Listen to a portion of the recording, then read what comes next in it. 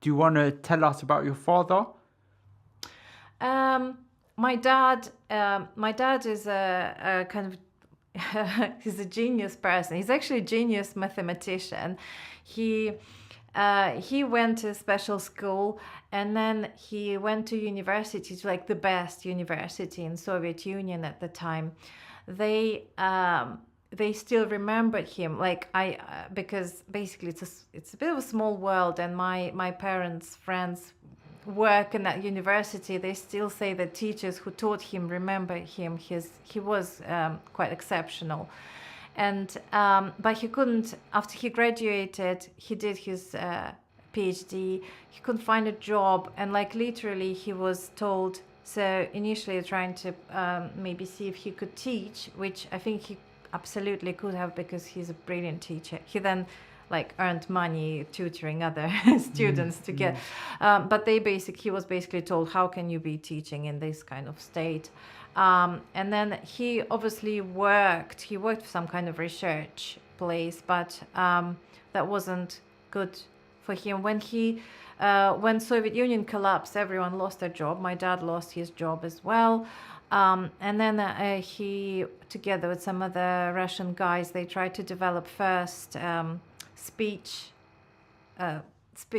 text-to-speech kind of program, like a screen reader in Russian, and that was going well. But obviously, then the American software came, JAWS, but they couldn't compete with because like it was a big corporation, and then that, yeah. So and then then my dad worked in different kind of software places, like the places that developed software. Then he worked teaching other blind people to use computers. Then he edited a magazine, and I think he still edits a magazine for blind children.